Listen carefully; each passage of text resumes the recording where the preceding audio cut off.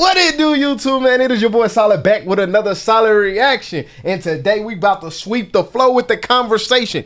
Who had the harder playoff contenders during their era? Now, when we look at this, let's just be honest. The Spurs LeBron James played, they should have beat. The Dallas Mavericks that the LeBron James team played, they should have beat. The Warriors, that first Warriors team that they lost to, let's just be honest, they should have beat. Now, let's just be honest. LeBron James contenders on his side during him being in the East has always been garbage. The East, the Cavaliers we knew they were going to the finals.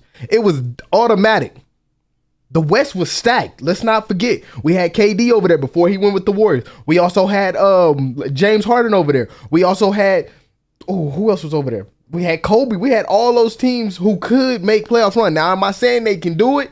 No, but I'm saying they were teams that were competing to make playoff runs, and those guys were really out there hooping. That OKC team was stacked with Westbrook and him, and it had everything it needed to get there. It just didn't. So did the Clippers. All that was over there. But now, when you look at it, I really want people to look at it and say, LeBron James, during your Eastern stay, what team was a fucking contender while you were over there? What team? If you can give me 3 teams during LeBron James' Eastern side, when he was on the East in the Cavs, and with the Heat, if you can give me 3 teams that could have busted his ass, I'll shut the fuck up. But I know you can't, because you know for a fact there was nobody in the Eastern Conference. There was no superstars in the Eastern Conference. We had a lot of second string stars. We had players who were just the face of the team because they were actually the only one on the team who was decent. But when you look at it, could any of those players really make a run with that team that was given to them? No.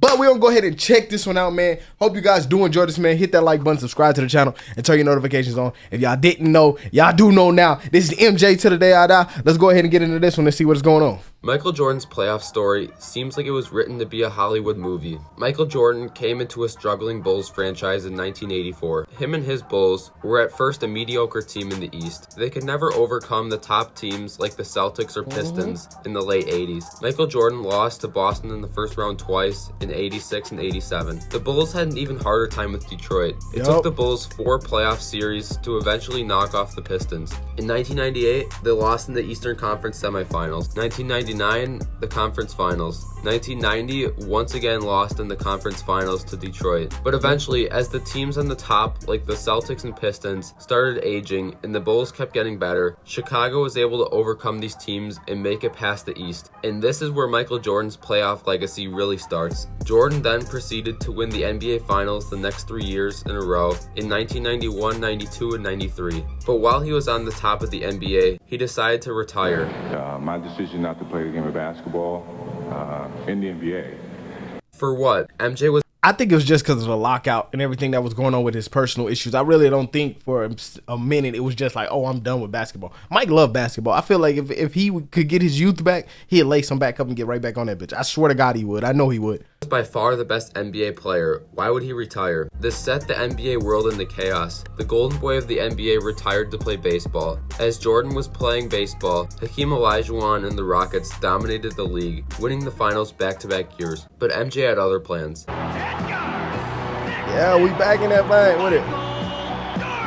MJ made his legendary return to the league. The Golden Boy was back, but maybe not better than ever at first, because in the 1995 NBA playoffs, Michael Jordan lost in the Eastern Conference semifinals to Shaq and the Orlando Magic. This was stunning for the league. MJ wasn't bulletproof. MJ was actually human. Well, Jordan... No. See, and the niggas like to do that, and I don't rock with that. Let me explain, because niggas just, he lost to Shaq now. Let's not forget, he didn't come in with the full season. Don't do that. Don't do that, bro. I hate people who do that. He didn't play the full season, so we ain't gonna hold that against him. I'm gonna give you your little props for trying to get over, but you're not gonna do that. If you're gonna do that, I better hear the same type of energy when you talk about LeBron James. I'm gonna tell you right now, because I'm with the drama. I'll drop you in your baby mamas, you feel me? as you could imagine, took that personally. In 1996, 97, and 98, Michael Jordan went on to get his second three-peat with the Bulls. MJ proved again why he's the best player in the league. He reminded everyone of his greatness those last 3 years. No one could have scripted a story better for an athlete's postseason success. A young and experienced player in Michael Jordan at first was getting walked by these great teams in the Bulls and Pistons. But eventually, Jordan was able to overcome these teams and win his 3 championships, retire, and then win 3 more. LeBron also has quite the playoff legacy. His postseason career starts in 2006, where he was knocked out in the second round. The year after that, a 22-year-old LeBron James carried his Cleveland Cavaliers with virtually nobody to the NBA Finals, beating quality teams like the New Jersey Nets and the Detroit Pistons. Although they eventually... The Pistons, I'm going to give you that. The Nets, nigga? Bro, you bugging the fuck out if you really... The Nets, bro.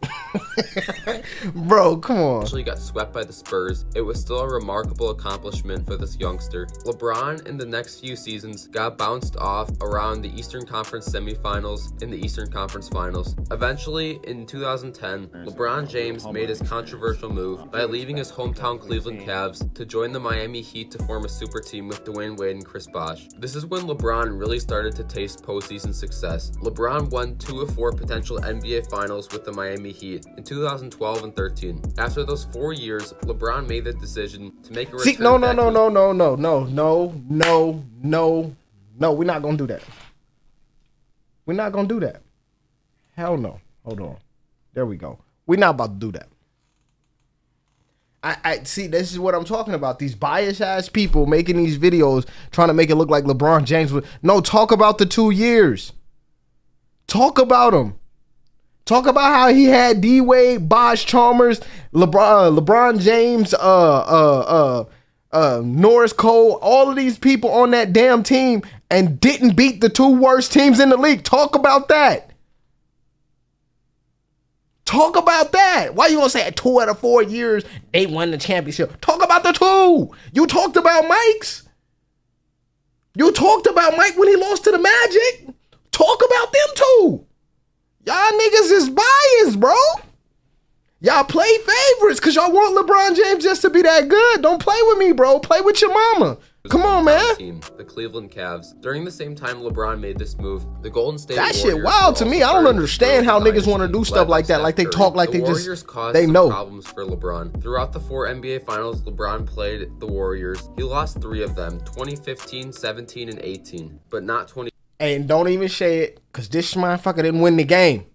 You see, the dude that y'all hating on right now, Mr. Kyrie, Mr. Cookmaster, Chef Master Boyardee, won that game. Real talk. No, I would never in my history of basketball give this game to LeBron James. I will never say LeBron James, the block is what made it happen. No, bro. No.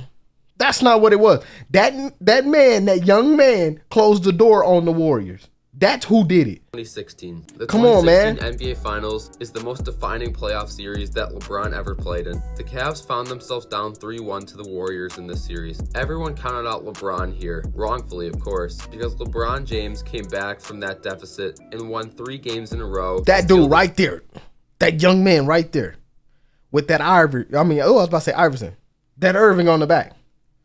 Without him, that man right there trash. Legacy.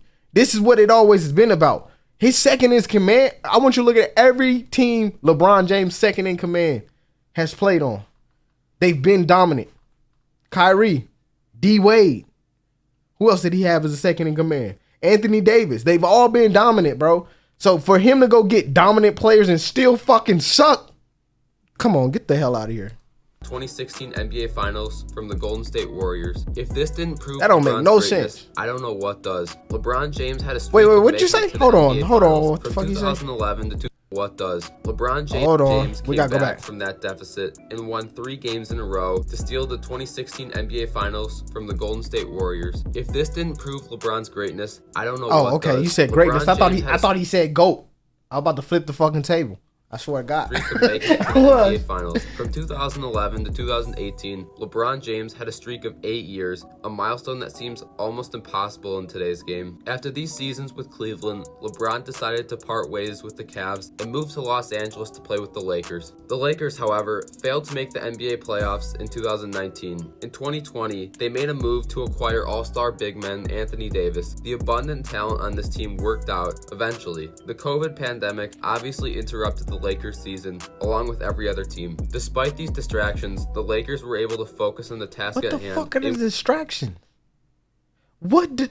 You know what, never mind. Win the 2020 NBA Finals, getting LeBron his 4th ring. However, this is really the last great playoff achievement from LeBron James, because in 2021, the Lakers lost in the first round of the Suns, ruining LeBron's career-long streak of never losing in the first round. And most recently, the Lakers failed to make the playoffs in 2022. If you were to describe LeBron's playoff legacy in one word, it would be longevity. This man, or should I say superhuman, has consistently been a problem for teams looking to achieve postseason success. From the days of LeBron being a young kid dragging his Cavs to the NBA Finals, to doing the impossible and coming back 3-1 to... Quit saying he did the impossible. Kyrie Irving did the impossible. I'm not going to let y'all... I'm never going to say that. There's never going to be the words uttered out of my mouth. LeBron James came back from a 3-1 deficit. I will always say Kyrie Irving came back from a 3-1 deficit. Kyrie is the reason why the Cavs have that finals, has that championship. Y'all keep riding this LeBron James pipe like y'all, that he's not that. He is not that. He is not him. Let me explain that to you. Cleveland's best player of all time, is Kyrie. I promise you that. I promise you, I will never in the history, me personally, will never say LeBron James is the best player for the Cavs. In the history of the Cavs. Never. Shocked the sports world to being an experienced vet leading a squad to the promised land in the NBA bubble. LeBron has consistently been the X factor come postseason time. I guess. Although both Jordan and LeBron have faced very challenging postseason competition, who had better comp? Well, we're going to solve this right now. We're going to let me hear find this who shit. had more difficult playoff competition through using stats, but not just any stats. We're going to use some advanced numbers to find out who had it worse. Hold on. You know what? We're going to let him talk, but I know what he's going to do. He's going to try to use this. He got to do the numbers right because the fouls and shit back then is way harder to get a foul back then than it was now. And LeBron James, I need you to take some numbers off because that nigga like to flop. I'm going to need you to take a couple digits off because he like to flop. I want you to look at the other teams too. Yeah. In order to complete this experiment, I scoured the internet through every playoff series of MJ and LeBron. In this experiment, I collected the value over replacement plus the box plus minus of every All-Star LeBron and MJ played in the postseason throughout their career. Value over replacement is the estimate of points per 100 possessions that a player contributed above a replacement level player, which is on average -2. Box plus minus is a similar stat. It records the amount of points a player contributes to their team per 100 possessions compared to the average player. I use both of these numbers. Okay, but tell me, how does that shows who competition? How does that delegate over to the comp though? Because if Mike put up 100 points on somebody, you gonna negatify it or something? Let me just listen. For the sake of consistency. For example, in 1988, Michael Jordan had a box plus minus of 13 and a value over replacement of 12.5. This would put his score at 25.5. Now be ready, these results might shock you. To start us off here, we have to find the amount of playoff series that each player played in. Michael Jordan played in 37 total playoff series, 13 Eastern Conference first rounds, 10 conference semifinals, 8 conference finals, and 6 NBA finals. Michael Jordan played against a total of 59 All-Stars in the playoffs, 19 All-Stars in the first round, 15 in the conference semifinals, 15 in the conference finals, and 10 in the finals. LeBron James played in 15 total playoff series, 15 first rounds, 14 conference semifinals, 11 conference finals, and 10 NBA finals. Throughout this time, LeBron played against a total of 90 All-Stars, 15 in the first round, 31 in the conference what number did he give Mike? 21 in the conference finals, in conference finals, and 10 in the finals. LeBron 15 in the conference semifinals, 15 in total 59 All-Stars in the playoffs, 19 All-Stars in the first. Yo, this man right here. You know how easy it is to make the fucking All-Star team now? Never mind. Let's just finish this shit. 15 in the conference. Because I see some niggas that I'll be like, nigga, you made the All-Star team cut, and I want him. And the thing that makes me so mad about this is there wasn't a first team, like there wasn't like a full bench, bro. Back in the day, you had your 5, and then you had 3 on the bench. That's 8. LeBron James be having a first team, second team. That's like 14 people on the fucking bench. Never mind. Finals. LeBron James played y'all 15 total playoff series, 15 first rounds, 14 conference semifinals, 11 conference finals, and 10 NBA finals. Throughout this time, LeBron played against a total of 90 All-Stars, 15 in the first round, 31 in the conference semifinals, 21 in the conference finals, and 23 in the NBA finals. Now, here's where the numbers get really crazy. We're gonna work our way from the first round to the NBA finals. Michael Jordan actually had a huge advantage in this category. Michael Jordan, on average, played All-Stars with a combination of 11.5, while LeBron had a score of only 6.83 in this round. It makes sense. Playing against the Larry Bird Celtics in your first few years will really rack up the points for you. Now let's look at the conference semifinals. LeBron won this category on average. He played All-Stars with a combination of 16.64, while MJ only came up with an average score of 13.98. The stat surprised me the most. MJ is known for having really tough competition in his own conference. In this round, MJ played teams like the Patrick Ewing Knicks, Penny and Shaq Magic, the Barkley 76ers, the Bad Boy Pistons, and more. LeBron played teams like the Big Three Boston Celtics, the Paul George Pacers, the Jimmy Butler Bulls, the DeRozan Raptors. Bro. Oh, fucking hell. Let's go back and listen to the teams he gave LeBron as hard teams, bro. Patrick Ewing Knicks, Penny and Shaq Magic, the Barkley 76ers, the Bad Boy Pistons, and more. LeBron played teams like the Big Three Boston Celtics. That's one good team. I'll say Boston, the Big Three Boston Celtics, really good. Really good team. Really good team. Really good team. I'm not biased. That's a really good team. Let's see who we got next. Celtics, the Paul George Pacers. Paul George Pacers. Nigga, what the? What is it? Bro, you had to scrape the bottom of the barrel to find that. What are you talking about? Paul George Pacers was like, they was decent. They were decent. But they ain't no whole sandwich. They just baloney. I'm just being real with you. They just baloney. Let's see who else you got. Pacers, the Jimmy Butler Bulls. The Jimmy Butler Bulls. How many rings Jimmy got? No, we're not even gonna do rings. Jimmy Butler is a great player. Just that's one great player, bro. The DeRozan Raptors and more. Anyways, moving. And that during that what's name? I want y'all to go look at LeBron James' teammates. See, this is what people don't like to look at. They want to just say, "Oh, LeBron James beat this team." No. And then DeMar DeRozan's Raptors. DeMar DeRozan, Kyle? No, fuck no, bro. Y'all not gonna. I'm not letting you have DeMar DeRozan. You can step with that one too. Paul George and DeMar DeRozan, you can step with them too. Come on, bro. Neither one of them was good. Moving on, their teams we're gonna go over the conference finals now. LeBron James surprisingly won this category. On average, this one I might honestly believe. I might honestly believe this. Well, MJ came short with an average score of 13.8. This was shocking for me, just like the last one. Honestly, I expected Michael Jordan to win all the conference playoff rounds, but I guess not. It also surprised me how Michael Jordan and LeBron both had higher scores for the conference semifinals than the conference finals. Finally, moving on into the category you guys are all probably waiting for, the NBA Finals. LeBron James won this category with a score of 21.46. And the only reason why I can do that is because they put that Warriors team. I believe the only reason why I'm agree with this one is because shit. About let me go down here.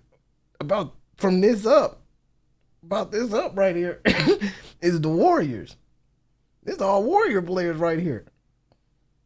He didn't have some crazy Warrior players. I agree. LeBron James is one of some crazy Warrior players. Them some all-stars right there. That team right there. I ain't gonna lie. That team, yeah. But Yeah, I guess we can go all the way down here and say, so if we take out the Warriors, if we did, this is where that bar would be at right there. It'd be right there. Because, I mean, I guess you can put Tony Parker there. Who else did he play? I guess you would say Manu Ginobili is an all-star. Tim Duncan. Dirt. Who else he played outside of that? I think it's just those. I'm trying to think of some more all-stars that he would have played outside of the Warriors that had, like all-star players. I'm trying to think. They're in the finals and not anywhere else. But I think I would just name them 4. And then look, I want you to think the rest of them was Warrior players. I just want you to understand that. Well, Jordan only had a score of and I 19.88. forgot the Boston Celtics. My bad. Kevin Garnett, Paul Pierce, Ray Allen, stuff like that. Yeah, okay. This was probably the most expected result of this experiment. With LeBron having slightly better competition in the finals, it makes sense. LeBron was pretty much playing against the whole Western Conference. I just said that.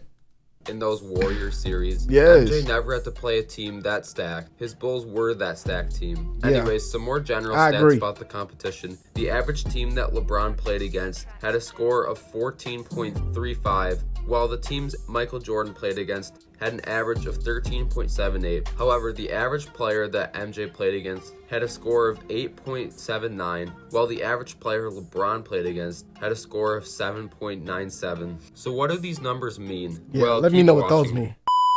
Quit To doing that really little give cut you guys shit, bro. a better understanding of these numbers we just went over, I compacted them into a chart. As we can see here, Michael Jordan won 2 of the 6 categories, and LeBron won the other 4. Michael Jordan won the first round in the average competition per player. LeBron won the conference semifinals, conference finals, NBA finals, and average competition per series. Besides the first round, all the other categories were relatively close. Although both players had similar situations with their teams, where the teams that drafted them weren't that good at first, but improved as they improved. I believe that it took Jordan's... No. LeBron James left to find talent. Mike didn't. He went and got his rings. It's a difference between getting the ring and chasing the ring.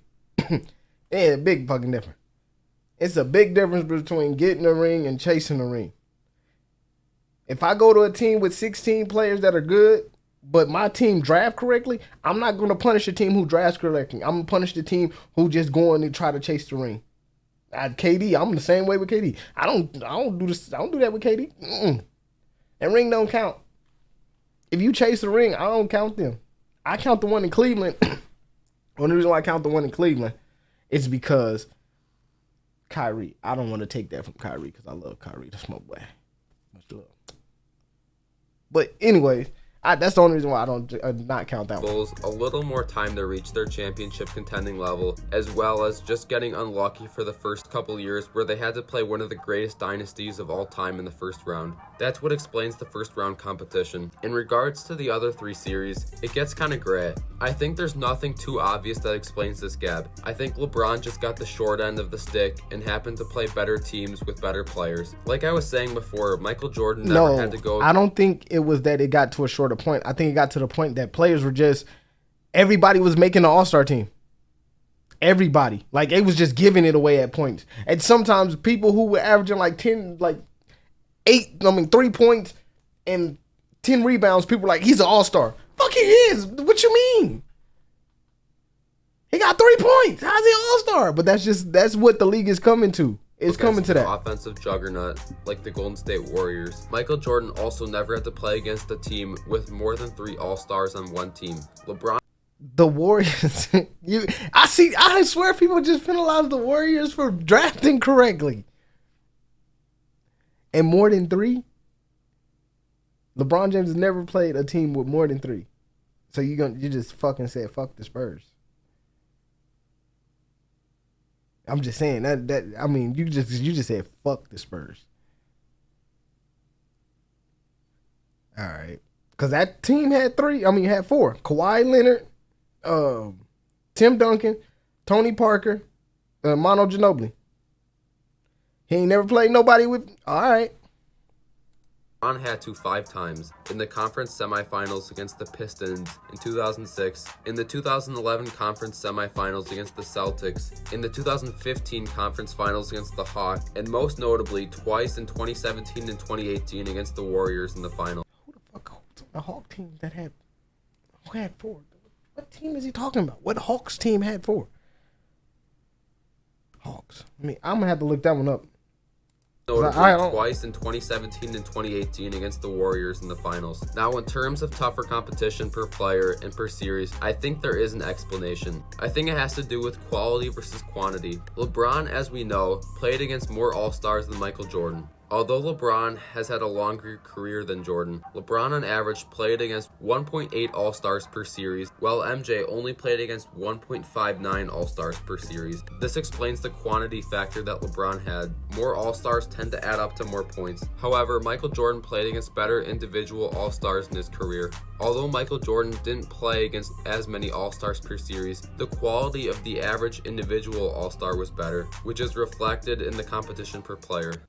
I guess you. So okay. To really conclude this video, who played against better competition, Jordan or LeBron? There's multiple ways you can answer this question. According to the I think because of the stature of the game, the way the game was played back then, I would say Mike did. Because it was harder to draw fouls. It was harder to get your man in the open space. It was harder to move the ball around. Everybody wanted to be good. Everybody was after your neck.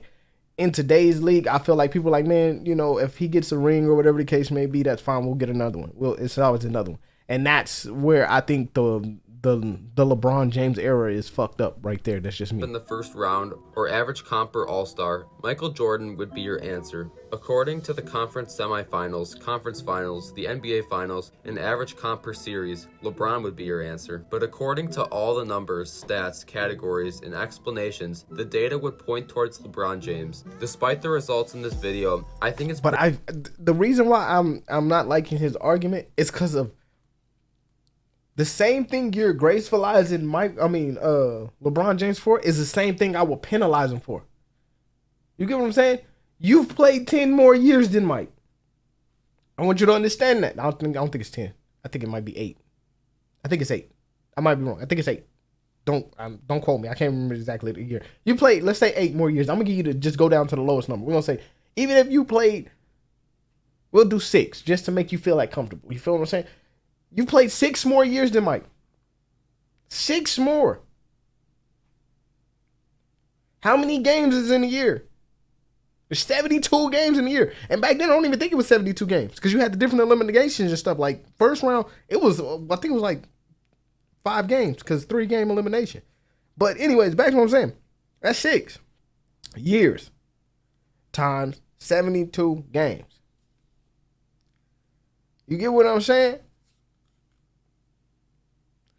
The question that I'm asking is, if you had 5 more years, you've played more people. So why should I benefit you for that? Why should I be like, oh man, you're better than Michael Jordan because you played 6 more years. But yet you only have 4 rings. You played 6 more years. But yet you have 2 less rings. I'm the same. You get what I'm saying? The same thing you want to penalize Mike for, I can penalize LeBron James for. You're giving him his props saying, well, it's his longevity. Well, I can turn around and say, well, his longevity is the only reason why people is even keeping him in the argument. Because if we drop LeBron James years down to Mike, LeBron James has 2 rings, nigga. You do understand that, right? He has 2. He would have 2 rings. We wouldn't be having this conversation. We don't know what Mike would have done. Let's just be honest. If he doesn't go to baseball and he plays within the final dance doesn't happen, they don't get rid of Phil Jackson, we don't know how many more Mike and them would have had. That team was unstoppable. They probably would have traded away Scottie Pippen. We would have got Tracy McGrady or something like that, a rookie like that, and went with that. And it would have been crazy again. They would have went nuts. But y'all don't look at that. That's what I'm talking about. But, man, that's the end of this video. I don't even want to see the rest of it, honestly. To be honest with y'all, man. Thank y'all guys for checking this one out, man. If this is your first time or last time seeing me on the screen, whatever the case may be, smash that like button, bro. Hit that like and go ahead and follow me while you're down there. I'm going to see y'all in the next one. Peace.